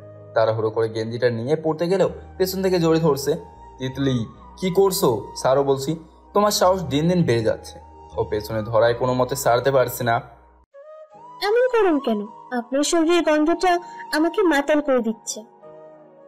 পিঠের মধ্যে ওর নাকটা ঘষতে লাগলো। এদিকে আমার সুরসুরিও লাগছে, ভয়ও করছে। দরজা খোলা, কেউ এসে পড়বে। প্লিজ স্যারও, আমি তোমার আম্মুকে বলবো এসব ব্যাপারে। স্যারও তাড়াতাড়ি। এখন কি বলেন? আমি আপনাকে প্রচন্ড ভালোবাসি। মানে কি এসবের? স্যারও তো অসহ্য একটা মেয়ে। হাত দিয়ে অনেক জোরেই দিতেছি, একটু বেশি দিলে হয়তো ব্যথা পাবে, ওটার ভয়েও জোর দিতে পারছি না। বিয়ের পরে ঠিকই সহ্য করে নিতে হবে। আমি তোমাকে ভালোবাসতে পারবো না, যেটা বলছো ভুলে যাও আজীবনের জন্য। বলবো মানে? আমি যেটা চাই ওটা আমার করেই নিয়ে রাখি। ওটা দরজার বাইরে গিয়ে বললো। এখন ছাড়ো তো। কোথাও যেতে হবে না আজ আপনাকে। ওকে জোর করে ছাড়িয়ে সজরে একটা চর বসিয়ে দিলাম। হা করে আমার দিকে তাকিয়ে আছে। বিয়াদব মেয়ে, কার সাথে কিরকম কথা বলতে হয় জানো না? আজকের পর আমার চোখের সামনে আসবে না। তুই আমাকে থাপ্পড় দিলি? এখন বাইরে যাও। আমি দেখে নেব তোকে। যাও, যা দেখার পরে দেখিও। কোনো বিপদে পড়লাম আর যদি সব রিয়া দেখতো না, জানি আমার কি অবস্থা করতো। হ্যাংলা রোগা পাতলা দেখে আমি আসার পরও নিজের টাকা দিয়ে আমাকে জিমে পাঠাইতো। জানি না ও কি এমন দেখছে আমার থেকে। তবে ওর একটাই শর্ত, কোনো মেয়ে যেন ওর শরীর না দেখে। তাই কলেজে গেলেও ঢিলাঢালা শার্ট প্যান্ট পরে যেতাম, যাতে ওপর থেকে কিছু বোঝা না যায়। ওর একটা শর্তে প্রথম প্রথম বিরক্ত লাগলেও পরে ঠিক তফাৎ মনে হতো। ও যদি কখনো জানতে পারে আমার আস্ত রাখবে না। এদিকে তিতলির কথা মনে করতেই মেয়েটার হঠাৎ এমন কি হলো যে একবারে গায়ে ঢলে পড়তেছে। দূর, পাগল একটা মেয়ে। সকাল সকাল মুডটাই নষ্ট করে দিল। কলেজে যাওয়ার জন্য রেডি হয়ে ব্যাগটা নিয়ে বের হলাম। দেরি হয়ে গেছে মনে হয়, রিয়াও নাই দেখলাম। কিছু দূরে হেঁটে এরপর গাড়ি নিয়ে চলে এলাম। কলেজে গিয়ে দেখি সবাই মিলে আড্ডা মারছে। কলেজের নোটিশ বোর্ডে দেখলাম ছেলে মেয়েদের ভিড়। আমি ওদিকে না গিয়ে রিয়ানের পাশে বসলাম। কি দোস্ত, নোটিশ বোর্ডে কি দিল? সব এমন উতলে পড়ছে কেন? আরে প্রতি বছরের নেই এবার নাকি বাৎসরিক ক্রীড়া প্রতিযোগিতা হবে, সব ধরনের খেলাও থাকছে। এখন কোন খেলার দায়িত্ব কাকে দিছে আর এসব পরিচালনা করার জন্য একজনকে নির্বাচিত করবে। ও সব খেলাধুলা স্যারদের নিয়ে পরিচালনা করবে। ওকে, যে সব কাজ কারবার। শালা, কোনোদিন তো কিছুতে পার্টিসিপেশন করিস না, শুধু পড়াশোনা করলে হবে? ওগুলো ছোট ভাইদের জন্য, আর আমি যেটা দেব ওটাতে আমিই প্রথম হব। কিসের অভিজ্ঞতা আছে বল, আমি তোকে ওটাই দিব। এখানে সব ধরনের খেলা আছে। ও কি আর পারবে? কলেজে আসতে আর যেতে জানে এটাই। সবাই হেসে উঠলো ওর কথা শুনে। হেসে নে শালারা, যেদিন তোর এই ভাই কি দেখবি সেদিন বুঝবি কি করতে পারি আমি। এটা পারো তো? শালা, আমি কিছু করতে পারলে ওই দিন তোরে পুরো কলেজ ল্যাংটো করে দৌড়ে নিয়ে দেবো। আগে করে দেখো বেটা। আরে বক বক করিস না তোরা, আমার পিচ্চিটারে কেউ দেখছিস কিনা বল। তুই আবার পিচ্ছি কই থেকে আসলো? বাচ্চা টাচ্চা পালস নাকি? আরে না, তোদের ভাবির কথা বলছি। ভাবি মানে? কবে থেকে হলো বন্ধু? কোথায় পড়ে, কোন ক্লাসে? Inter first year. শালা ওটা পিচ্ছি নাকি? ওর সামনে গিয়ে বলিস পিচ্ছি, তখন কি বলে দেখবি। বাদ দে, ভুলে বের হয়ে গেছে। আমরা তো দেখি নাই ভাবি কিরকম। কবে দেখাবি হালা? দেখাবো পরে। পরে না হালা, ক্লাস শেষে দেখবো। আর সবাই ক্লাসে চল। ঠিক বলছে আয়ান। সবাই ক্লাসে ঢুকলাম। পরপর 4টা ক্লাস করে বের হলাম। সবাই গেটের সামনে দাঁড়িয়ে আছি আমাদের ভাবের জন্য। একে একে সব রমণেই বের হতে লাগলো। হঠাৎ একটারে দেখলাম আমাদের দিকে আসতে। পায়ে ইয়া বড় বড় হেল পড়ছে, চুল এদিকে কিছু ফেলছে ওদিকে কিছু ফেলছে। আমাদের কাউকে পাত্তা না দিয়ে রিফাতের কাছে গেল। ওরা হালকা পাতলা কিছুক্ষণ কথা বলে আমাদের কাছে আসে। সবার সাথে পরিচয় করে দিল রিফাত। মেয়ে আমার দিকে তাকাচ্ছেও না, অন্য সবার সাথে কৌশল বিনিময় করছে। করবে নাই বা কেন? আমরা তো কলেজে এমন ঢোলাঢালা কাপড় পরে আসছে। সবাই তো স্মার্ট কিউট, আমি মনে হয় তাদের থেকে ভিন্ন, তাই পাত্তা দেয়নি। এক বুক হতাশা নিয়ে ওদের পাশে দাঁড়িয়ে রইলাম। সবার সাথে টুকটাক কথা বললেও আমার সাথে বলেনি। যাকে, ওর মতো এত পিচ্ছির সাথে কথা বলার শখও নাই। ওই মেয়ে যাওয়ার পর সবাই আমার দিকে তাকিয়ে কেমন যেন করে হেসে উঠলো। দেখ ভাই, ফাজলামো ভালো লাগে না। আমার বেস্টু আসলে দেখতি মেয়েটার কি করতো। হ্যাঁ, সত্যি বলতে ও থাকলে মেয়েটাকে প্রশ্ন করতে করতে 12টা বাজিয়ে দিত। ও আসে নাই, ভালোই হয়েছে, না হলে রেহানের নিশ্চিত ব্রেকআপ করিয়ে ছাড়তো। আল্লাহ বাঁচাইছে আজকের মতো। আয়ানও কই রে? কলেজে আসে নাই যে? জানি না, কাল রাতে তো বাড়ি ছিল। বাদ দে ওর কথা। কলেজে ফোর্টে প্রার্থী কেউ হবি নাকি? শুধু শুধু দৌড়ে কি লাভ, প্রতিবারের মতো ওই নীরবে হবে। ওর কথা বাদ দে, কেউ দাঁড়াবে নাকি ওটা বল। কে দাঁড়াবে এখানে? দূর, এসব বাদ দে, কোনো প্রতিযোগিতায় অংশগ্রহণ করব না। আর নীরবের সাথেও বেজাল করার দরকার নাই। ভিতু শালা তো তুই দাঁড়া গিয়ে। তোরা নিজেরাই আমাকে ভোট দিবি না, আমি কেমনে দাঁড়াবো? দরকার নাই কারো দাঁড়ানো, চল সবাই ট্যুরে যাব কিছুদিনের জন্য। সামনে এক্সাম আছে, যাব না কোথাও। তুই শালার ভালো হবি না। প্রতিবারের মতোই এবারেও কলেজে খেলাধুলার সব দায়িত্ব নিল নীরব। ছেলেটা সিনিয়ররা কেউ দাঁড়াতে গেলে ওর বড় ভাই এসে মাঝখানে বাম হাত ঢুকায়, তাই কেউ আর এসবের ধারে কাছেও যায় না। প্রতি বছরের মতো সব খেলা শেষে ঘোষণা হলো কাল সাঁতার প্রতিযোগিতা হবে, আর ওখানে পুরস্কার বিতরণ করবে। ওই দিন সকাল সকাল উঠে ফ্রেশ হয়ে প্রতিদিনের ন্যায় জিমে গিয়ে কিছুক্ষণ ব্যায়াম করলাম। এরপর সে নাস্তা করলাম। রিয়া সহ কলেজে গেলাম। সবাই দেখি কলেজের বড় পুকুরটার আশেপাশেই ঘিরে আছে। ওই চল, ওখানে এবারে কে জিতে কে জানে। তোর এগুলো দেখার কি আছে? আমি কখনো সাঁতার কাটি নাই, অনেক শখ সাঁতার কাটার। তোরা সাঁতার কাটা শিখতেও হবে না কুর্তি, তোর জামাই জানলেই হবে। জামাইও যদি না জানে? কি আর করবি, সবাই একসাথে মিলে ডুবে মরবি। যা শয়তান, আমি তো ওই জন্য ভয়ে সাগরে তো দূরে পুকুরে যাই না। দুজন কথা বলতে বলতে পুকুর পাড়ে গেলাম। রিয়া ভয়ে হাত ধরে পাশে দাঁড়িয়ে আছে। এমন সময় প্রধান অতিথিও আসলো দেখিতে। ভালো করে দেখি এই হালায় এমপি করিম চৌধুরী।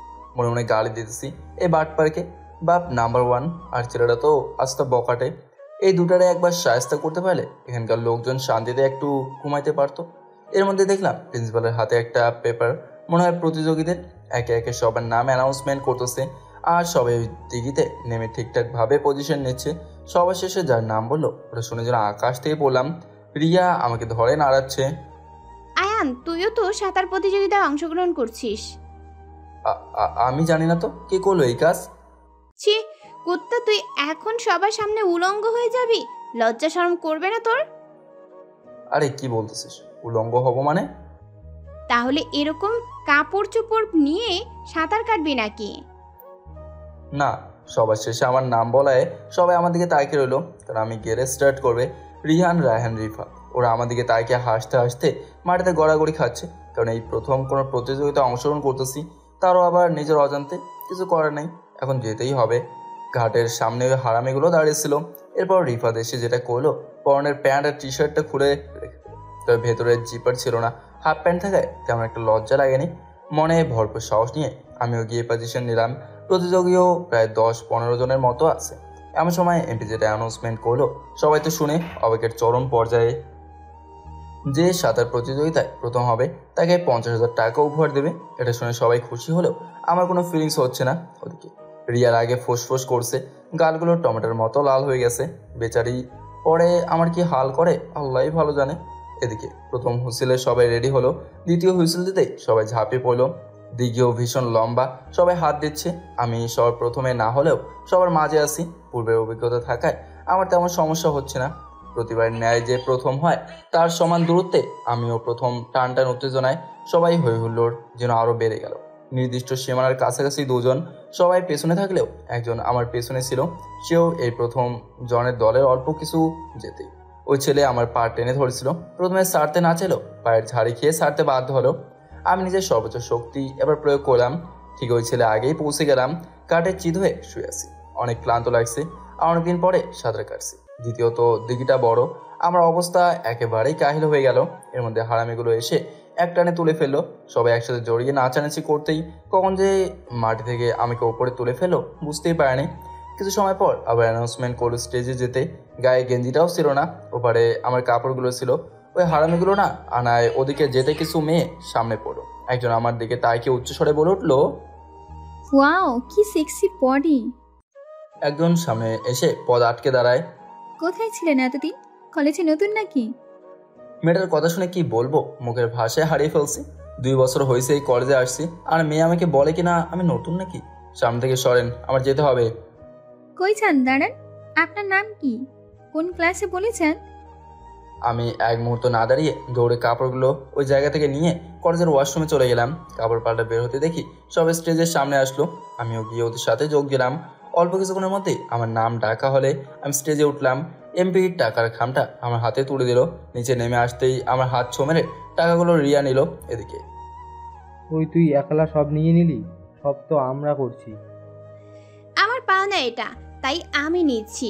যা বলার ওই হারামিকে বল। কিরে ভাই, তুই প্রথম হলি আর টাকাও নিল কেন? প্রতিযোগিতায় তো আমরা নামাইছি তোকে। আমি জানি না ভাই ও কেন নিছে আর কিসের বা পাও না। ওই তুই আমার থেকে কিসের টাকা পাবি? হ্যাঁ রিয়া, তো কিছু জানি না, এগুলো আমাদের, আর আমরা এগুলো দিয়ে কক্সবাজার যাব। কেউ যদি এই টাকার জন্য আমার গায়ে হাত লাগাস, সোজা কবরে পাঠাই দিব। আমি আস্তে আস্তে রিয়ার দিকে গেলাম। গিয়ে যে না কানটা ধরবো অমনি দিল এক চর। তোকে তো আমি সুযোগে পাই, আমার কথার বরখেলাপে সাজা তোকে পেতেই হবে। আমি নিচ থেকে গেছি নাকি? যা বলার ওদের বল। তুই তো কুত্তা সাধু, কিছু করস খালি। যেটা সত্যি সেটাই বললাম। তোর সত্যির গোষ্ঠী গিলাই বেহায়া, সামনেও আসবি না আমার। সবাই রিয়া আর আমার ঝগড়া দেখে মজা নিচ্ছে, আর এই পাগলের কখন যে কি হয় তা বুঝে উঠতে পারে না। নীরব দেখে আমাদের দিকে আসতে লাগলো, সাথে ওর চামচাটা আসছে রাহাত। আমাদের কাছে এসে, বাহ, তুই দেখি ভালো সাঁতারও জানোস। ধন্যবাদ। তবে আমার বন্ধুকে অসম্মান করা তো ঠিক হয়নি। রাহাত প্রতি বছর সাঁতারে প্রথম হলেও এবার আমার জন্য হতে পারেনি, আর এখন আসছে বিশ্বাস। কোনটা ঠিক কোনটা বেঠিক সেটা বোঝার ক্ষমতা আমার আছে। পুকুরে উপরে আছিস, উপরেই থাক। সাঁতার কাটতে নামলে কখন যে নিচে তলিয়ে যাবি টেরও পাবি না। আমি সেসব হুমকিতে ভয় করি না। তুই ইচ্ছে হলে পুকুরে নাম, সাগরে সাঁতার কাটতেও প্রস্তুত। ভালোই পাখনা গজাইছে দেখি তোর। আর নীরব, চল, ভাই তাড়াতাড়ি যেতে বলেছে। তোকে পরে দেখবো। তোর এই সেক্সি বান্ধবীকে দেখে রাখিস, না জানি কখন কি হয়ে যায়। ওর দিকে নজর দিলে চোখ উপড়ে ফেলবো। আমি ওর দিকে এগিয়ে যেতেই আমার বন্ধুরা আমাকে পেছন থেকে ধরে ফেললো। মনে রাখিস কথাটা। নীরব হুমকি দিয়ে চলে গেল। রিয়া ওর কথা শুনে কিছুটা ভয়ে হতভম্ব হয়ে আছে। আমি ওর দিকে তাকাতে দেখলাম ওর মুখে ভয়ের ছাপ। আমি এগিয়ে গিয়ে ওর পাশে বসলাম। কি হয়েছে? কই কিছু না। মিথ্যাও বলিস আজকাল। কি মিথ্যা বলছি? তুই নীরবের হুমকিতে ভয় পাচ্ছিস নাকি? না না, মানে তুই জানিস না ও কিরকম। দিন দুপুরে কোনো মেয়েকে উঠিয়ে কোলে নিলে কেউ কিছু বলে না ওকে। তুই আমার জন্য শুধু শুধু বিপদে পড়িস।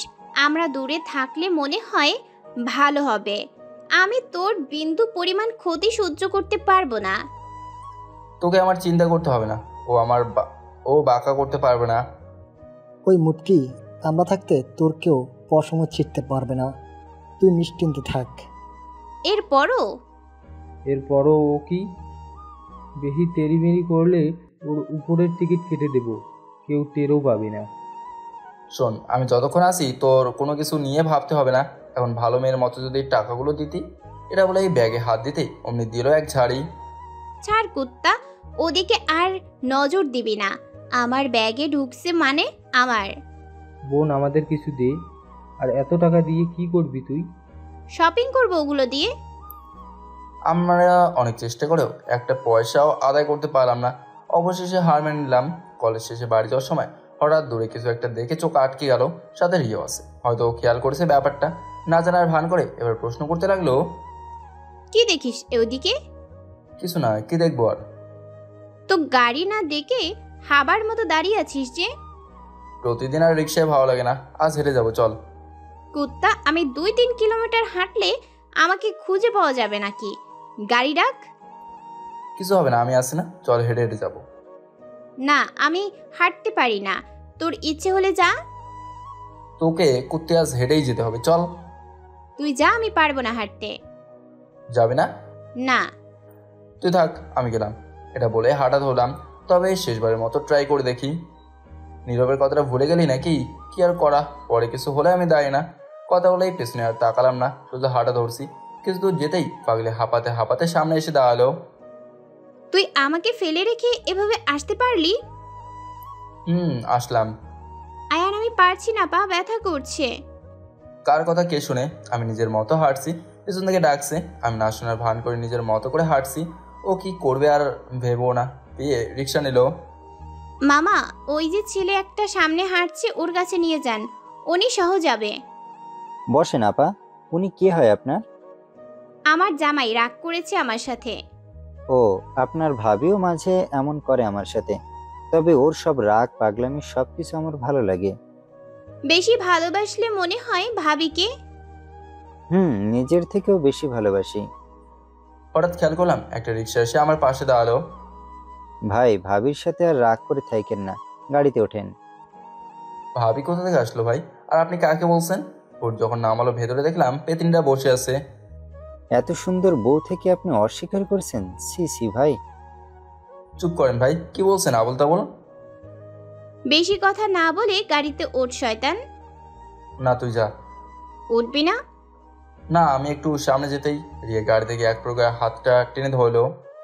কুত্তা, না উঠে কই যাবি? তাড়াতাড়ি ওঠ, না হলে বিপদ আছে তোর। আর স্যার, মানুষ কি বলবে এরকম করলে? যা ইচ্ছে ভাবুক, ওঠ তুই।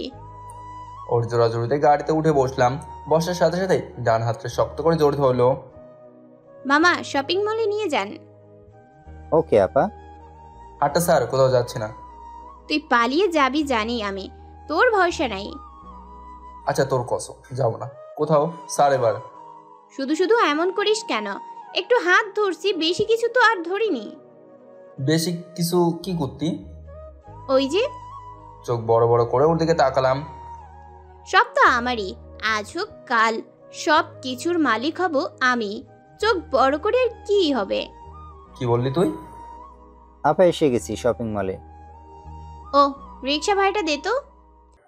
নেন মামা। মানি ব্যাগটা বের করে ভাড়া চুকিয়ে দুজন ভেতরে ঢুকলাম। ও কাপড় দেখতেছে। তুইও দেখ তোর জন্য কিছু। না আমার সব আছে, তুই নে। আচ্ছা আমি একটু ওয়াশরুমে যাব, তুই দেখ। ওকে। আমি ওয়াশরুমে ঢুকে ফ্রেশ হয়ে বের হলাম। এর আয়না নিজের চুল সব কিছু দেখে রিয়ের কাছে আসতেছি। এমন সময় যা দেখলাম, সামনে আর পা চলছে না, অটোমেটিক বন্ধ হয়ে গেল। চুপ করে দেখতেছি রিয়া একটা ছেলেকে জড়িয়ে ধরছে। এসব দেখে বুকটা কেমন যেন করে উঠলো। কি হয় ছেলেটা? আমার জানা মতে ওর তেমন কোনো ফ্রেন্ড বা কাজিনও নাই। তাহলে কে ছেলেটা? রিয়ার কাছে আসতেছি। এমন সময় যা দেখলাম, সামনে আর পা চলছে না, অটোমেটিক বন্ধ হয়ে গেল। চুপ করে দেখতেছি রিয়া ছেলেটাকে জড়িয়ে ধরছে। কিছু সময় থেকেই ছেড়ে দিল। এরপর ওরা একসাথে দোকানের ভেতরে ঢুকলো। এসব দেখে বুকটা কেমন যেন করে উঠলো। ও তো আমার ফ্রেন্ড, জাস্ট ফ্রেন্ড। অন্য ছেলেকে জড়িয়ে ধরলে আমারই বাকি। হাত পা যেন নড়াচড়া বন্ধ করে দিয়েছে। ওখানটায় দাঁড়িয়ে ভাবনার জগতে পাড়ি দিলাম। কি হয় ছেলেটা? আমার জানা মতে ওর তেমন কোনো ফ্রেন্ড বা কাজিনও নাই। তাহলে কে ছেলেটা? ভাবছি এসব দেখার চেয়ে চলে যাওয়াই মনে হয় ভালো। চলে যাওয়ার জন্য পা ফেলতে আবার ভাবছি ওকে একা রেখে যাওয়া কি ঠিক হবে? 6-9 ভাবতে ভাবতে ওদের সামনে চলে গেলাম। গলার আওয়াজ শুনে হকচকে উঠে দাঁড়ালো। এত সময় লাগে নাকি ওয়াশরুমে? আমার তো মনে হচ্ছে ওখানে পড়ে পড়ে ঘুমাচ্ছিলি। ওটা ঘুমানোর জায়গা নাকি? কিসব আবল তাবল বলিস? তাহলে কি করছিলি এত সময় ধরে? জানি না, তোর হলে চল। বেকার এদিক ওদিক ঘোরার সময় নাই। ওর কথাগুলো শুনে এখন কেমন যেন ন্যাকামো মনে হচ্ছে। বেকার কই শপিং করছি? ওটাও তো একটা কাজ। আমার মনে হচ্ছে ফালতু সময় নষ্ট করছি, তাছাড়া আর কিছুই না। তোর বেশি সময় লাগলে তুই থাক, আমি যাচ্ছি। আরে থাম, আমিও চলে যাব তোর সাথে। রিয়ার এত তাড়াহুড়ো দেখে ছেলেটা চুপচাপ দাঁড়িয়ে আছে।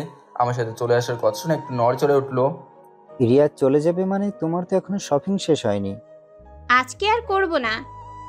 রিয়া ছেলেটাকে কই পরিচয় করে দিচ্ছিস না যে? আয়ান, ও হচ্ছে আমার বয়ফ্রেন্ড রাফি। আর রাফি, ও হচ্ছে আমার ফ্রেন্ড আয়ান। ওর মুখ থেকে বয়ফ্রেন্ড কথা শুনে মাথার উপরে আকাশ ভেঙে পড়লো। কোনো মেয়ের দিকে আজ পর্যন্ত চোখ তুলে তাকায়নি, শুধু ওর জন্য। আর ও আমাকে সহজেই করে দিল এটা ওর বয়ফ্রেন্ড। মনটা ভীষণভাবে ভেঙে পড়তেছে। ওর কথাটা মেনে নিতে পারছি না, আর কোন মুখেই বা বাধা দেবো। তাই ভাবলাম এখান থেকে আমার সরে যাওয়াটাই হচ্ছে বেটার অপশন। রিয়া হয়তো বুঝেও না বোঝার মতো করে আছে। চোখ দিয়ে মনে হয় এখনই অশ্রু বেয়ে পড়বে। কেমন আছেন ভাই? হাত বাড়িয়ে হ্যান্ডশেক করলাম। আলহামদুলিল্লাহ ভালো, আপনি? ওর সাথে আরো 2-4টা কথা বলেই, রিয়া তোরা থাক, আমার একটা জরুরি কাজ পড়ে গেছে। ওই শোন, কি কাজ বলে যা। পরে বলবো না। এক মুহূর্ত দেরি না করে চলে আসলাম ওখান থেকে। ওদের মতো একটু প্রাইভেসি দরকার। আমি ওখানে থেকে কাবের মধ্যে হাড্ডি হয়ে থাকতে চাইনি। তবে আমার আন্দাজ যে সত্যি হবে তা কল্পনাও করিনি। আজ 2 বছরের মধ্যে এমন কোনো দিন নেই যে ও কী করছে ওটা বলেনি। তাহলে ও আমার থেকে হঠাৎ এসব লুকালো বা কেন? আমি তো আর ওকে বাধা দিতাম না। মনকে কোনোভাবে বোঝাতে পারছি না ও আমার সাথে মিথ্যা বললো কেন। এসব ভাবতেছি, কখন যে চোখ দিয়ে পানি বের হয়ে পড়লো বুঝতেই পারিনি। আমার মন না বললেও চোখ বলে দিচ্ছে ওকে কতটা ভালোবাসি। রাতে সিঁড়ি বেয়ে ছাদে উঠলাম। ছাদ ওঠার কারণে বাইরের আকাশ বেশ পরিষ্কার। পিনপিন বাতাস হচ্ছে। সামনে এগিয়ে দেখলাম একটা দোলনা রাখা আছে। ওটাতে হেলান দিয়ে বসলাম। এক নজরে ওই চাঁদের দিকে তাকিয়ে আছি। জীবনে যাকে একটু কাছে পেতে চাই, আপন ভাবি, তারাই আমাকে বেশ ঠকিয়েছে। বাবা মা, ছোট ভাই, দাদি, চাচা, চাচি সবাই মিলে বেশ সুখী ছিলাম। ঘরের বড় ছেলে হওয়ায় সবাই আদর একটু বেশিই করতো। আস্তে আস্তে বড় হয়ে যাওয়ার কারণে কিছুটা আদর কমে আসলো। দাদি এক মুহূর্ত আমাকে না দেখলে সারা বাড়ি মাথায় তুলতো। সারাদিন স্কুলে খেলাধুলা মেতেই থাকতাম। এরপর আস্তে আস্তে কলেজ শেষ করলাম। লাইফে খেলাধুলা, বন্ধু বান্ধব নিয়ে এত ব্যস্ত ছিলাম, কখনো কোনো মেয়েকে মনেই হয়নি। কলেজে লাইফ শেষ করে ভার্সিটি আসতেই পরিবার বিয়ের জন্য প্রেশার দিচ্ছে। আব্বু আম্মুর পছন্দ ছিল, যার কারণে ওনারা তাড়াতাড়ি কাজটা সেরে ফেলতে চাইছে। কিছু দূর যেতেই কথাটা আমার কানে আসছে, তবে মেয়েটা আমার পরিচিত কেউ। ও যে আমার লাইফে এতটা বিপর্যয় ঘটে দেবে জানলে হয়তো বিয়েতেই রাজি হতাম না। সামনের ব্যক্তিটার ডাকে ভাবনার জগৎ থেকে ফিরে আসতে হলো। আমি এতক্ষণ ধরে ডাকছি, আপনার কানে আওয়াজ যায় না? ও শুনি নাই, সরি। আকাশের দিকে তাকিয়ে তাকিয়ে কি ভাবছেন? কই কিছু না, কি ভাববো আর? কিছু যদি নাই ভেবে থাকেন চোখ দিয়ে পানি পড়তেছে কেন? তিতলি ওড়না দিয়ে চোখের পানিগুলো মুছে দিল। ও কিছু না, পুরনো কিছু চিত্র চোখের সামনে ভেসে উঠলো, তাই ও একটু পানি বের হয়েছে। হয়েছে, আমি জানি তো আপনি আমাকে বলবেন না। মাথাটা রাখেন এখানে। তিতলি দোলনায় বসে আমার মাথাটা ওর কোলে নিয়ে চুলি বিলি কেটে দিচ্ছে। ওর এমন কাণ্ড দেখে অবাক হলেও খুব ভালো লাগতেছিল তখন। এত রাতে ছাদে আসছো কেন? কেন আসতে পারি না? মেয়েদের গভীর রাতে ছাদে আসা মোটেও ঠিক না। আপনারা আসলে ভালো, আমরা আসলে খারাপ, এটা বুঝেছেন তাই তো? না, ওটা কখন বলছি? তাহলে কি বুঝেছেন? তোমাকে হাজার বললেও তুমি বুঝবে না। সারো, এখন কেউ এভাবে দেখলে খারাপ ভাবে। যার যা ইচ্ছে ভাবুক, আমার কি এসে যায়? বেশি কথা না বলে চুপচাপ শুয়ে থাকেন। মেয়েটা আজ এত রোম্যান্টিক মোডে কেন? আগের মতো তেমন রাগারাগিও করছে না। কি জানি কখন কি হয়ে যায় মেয়েটা। আমার মাথাটা প্রচুর ব্যথা করছে। এখন স্যার রুমে যেতে হবে আমাকে। না, আপনি এখানে থাকেন। দাঁড়ান, মাথা ব্যথা আমি দূর করে দিচ্ছি। ওই কি করছো? ওটা পাগল হয়ে গেছো নাকি? কি করছি দেখেন না? এখন বলেন তো, মাথা ব্যথা গেছে নাকি? চুলগুলো আস্তে আস্তে করে টেনে দিচ্ছে, তবে ও কিস দেওয়ার পরে আচমকা মাথা ব্যথা উদয় হয়ে গেল। না, কিস দিলে মাথা ব্যথা কমে? কোন পাগলে বলছে? কেউ না, তবে ভালোবেসে কেউ এমন দিছে যে ওটা দিলে ভালো হয়ে যায়। ভালোবাসো? আসলো কই থেকে? তুমি আমার ছাত্রীর মতোই থাকো, বুঝলে? আর ছাড়ো, ঘুমাবো আমি। মাথাটা ওর থেকে শাড়ি নিয়ে উঠে পড়লাম। ওখানে দাঁড়ানো মানেই বিপদ, তাই আর ওখানে না থেকে সিঁড়ি বেয়ে নিচে নামবো। অমনি তিতলি পেছন থেকে এসে জড়িত হলো। তিতলি, তোমাকে একটু আগেও বলছি আমি তোমার স্যার, আর তুমি যেটা চাইছো ওটা কখনো সম্ভব না। অসম্ভবকে সম্ভব করাই আমার কাজ, আপনি টেনশন নিয়েন না। এখন একটু সামনে ফিরুন না, আপনার বুকে একটু মাথা রাখতে চাই। অসম্ভব, তোমাকে আমি আগেও বলছি এমন হুটহাট এসব আচরণ না করতে। এবার লাস্ট ওয়ার্নিং। জোর করে হাত ছাড়িয়ে নিচে চলে আসলাম। রুমে এসে শুয়ে পড়লাম। তিতলির সাথে একটু থাকতেই মনটা হালকা ফ্রেশ হলো। রিয়ার চিন্তা মাথা থেকে তখন চলে গিয়েছিল। রুমে শুয়ে শুয়ে ফেসবুক করছি, এমন সময় একটা বাইক চোখে পড়লো। একটু ট্রেনে দেখলাম, ভালোই লাগলো। অনেকদিন হয়েছে বাইকটাই চালাই না। বাড়ি থেকে আসার পর কারো বাইক ধরেও দেখিনি, তাই মনে মনে ভাবলাম কাল গিয়ে বাইকটা নিয়ে নেবো। মোবাইলের পাশে রেখে যেই না ঘুমাতে যাবো, অমনি দরজায় টোকা পড়লো। এক প্রকার বিরক্তের ভাব নিয়ে দরজা খুলে দেখি রিয়া।